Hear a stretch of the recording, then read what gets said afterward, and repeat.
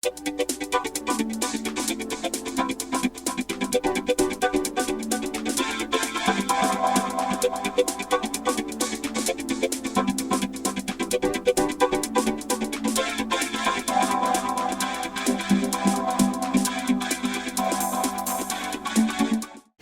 kdo sploh še ve, kaj sploh lahko jemo, kaj je sploh še zdravo? Toliko različnih teorij, toliko različnih zapovedi, toliko različnih načel. Je sploh še kaj, kar res lahko jemo? O poplavi teh trendovskih prehrambenih načel. Naj poslušamo svoje telo, koliko ima pri vsem vloge sploh še prehrambena piramida in kam spada meso. Obliko in bo izvrstna v kombinaciji z izvrstnim svinjskim mesom, ki ga danes uspešno pripravlja. Takole je nagovorila novinarsko srenjo kolegica iz komercialne televizije. V naslednjih minutah naj bi vas nagovorili, da se podate k mesarju in kupite slasten svinjski zrezek. Ga vržete v ponev ali na žar in ga z velikim tekom zmažete. Zakaj?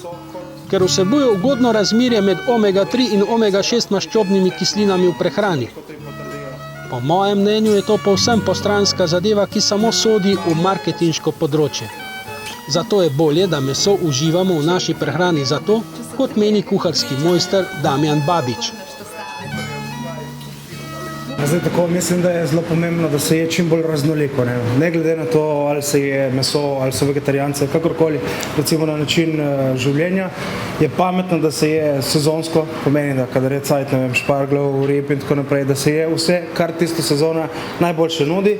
Skratka, ne smemo pozabiti tudi absolutno mesa, rib in vseh stvari, ki so za telo absolutno zelo zdrave.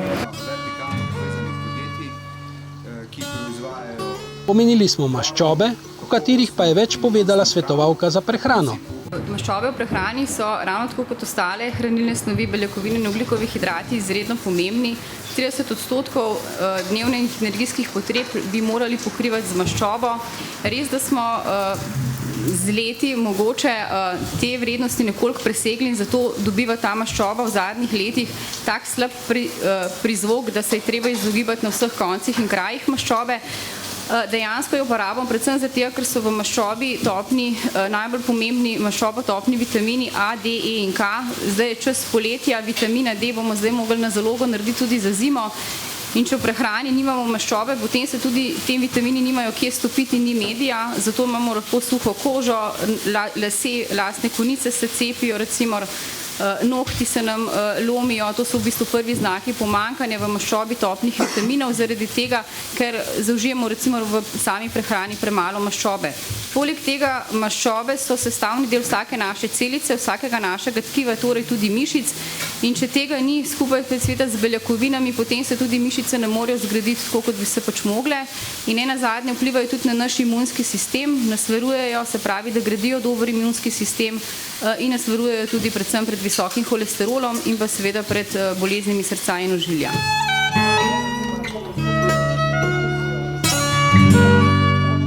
Ali se boste odločili za nakup svinjskega mesa od Panvite, pa naj bi vas prepričala naslednja izjava predsednika uprave Petra Polaniča.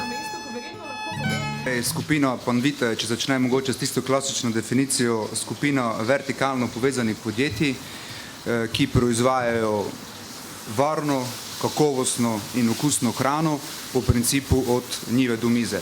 Zdaj to se v osnovi sliši mogoče zelo učeno, v praksi pa to pomeni, da v bistvu naš celotni proizvodni proces začnemo na nekje približno 300-700 hektarjih polj, ker pridelujemo žita, predvsem žita, ki jih potrebujemo v naslednji fazi svoje proizvodnje, to je v proizvodnji krmil za živali. Ta krmila grejo naprej na naši dve prašičji farmi in na nekih 25 rejcev, ki jih imamo v sklopu svojega piščančjega dela, in potem seveda celotni tehnološki proces zaključimo v naši mesno-predelovalni industriji v Gornji Radgoni. Kar je pri tem za poudariti, pa za posebej omeniti, je to, da so večina surovin, ki jih uporabljamo v našem proizvodnem procesu slovenskega izvora, večino jih pravzaprav pridelamo celo sami, tiste, ki jih ne pridelamo sami, poskušamo kupiti pač od ostalih podjetij iz kmetijske branže v Sloveniji.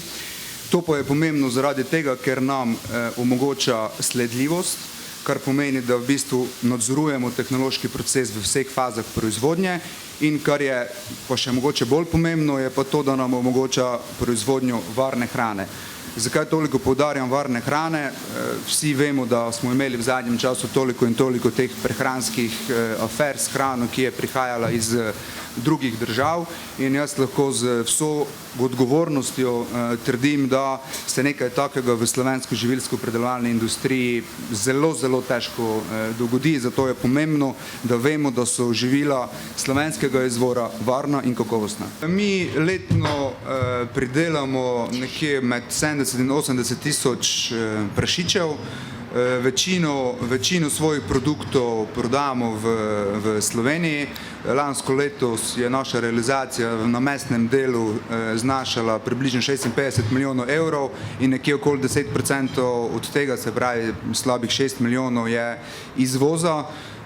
Izvažamo seveda izključno mesne izdelke, svežega mesa ne. Predstavlja nam pa izvoz v sami strukturi pri mesnih izdelkih že dobrih 25%. Kot vsa druga podjetja živilsko-predelovalne industrije se seveda tudi mi prijavljamo na javne razpise, predvsem za spodbujanje konkurenčnosti kmetijskih in živilskih podjetij, kar pomeni, da se v bistvu prijavljamo, ko delamo kakšne investicije, se pač s temi investicijami prijavljamo na ta evropska nepovratna sredstva, oziroma na javne razpise.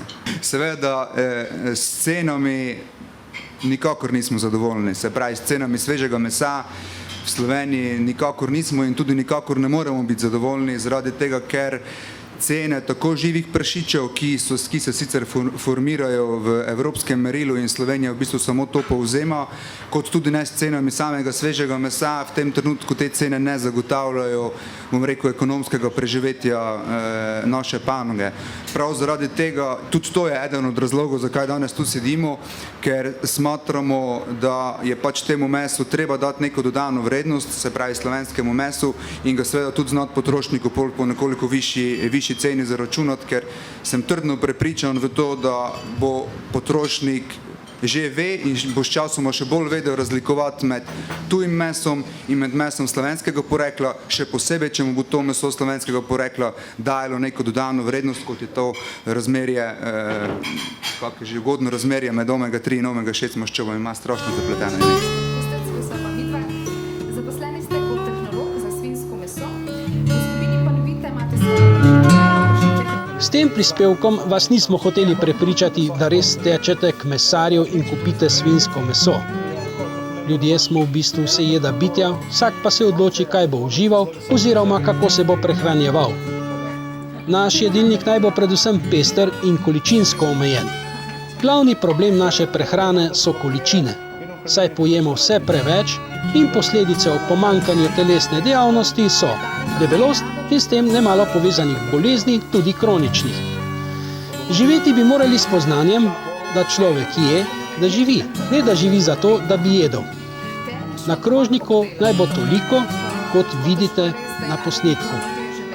Pa dober tek.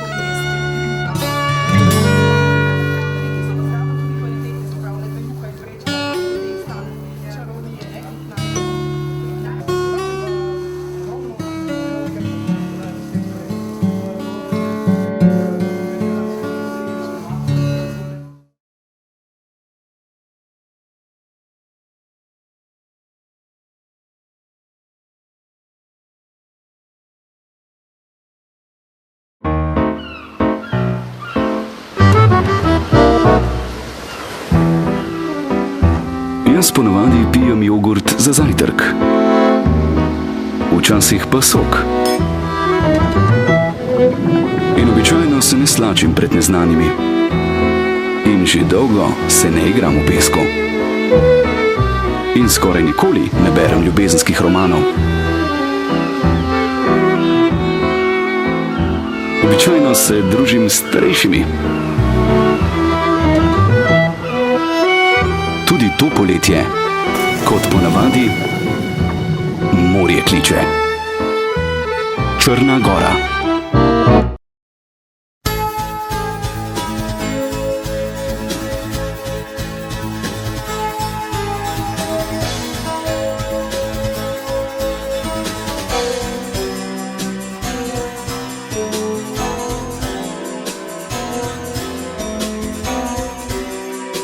Yo.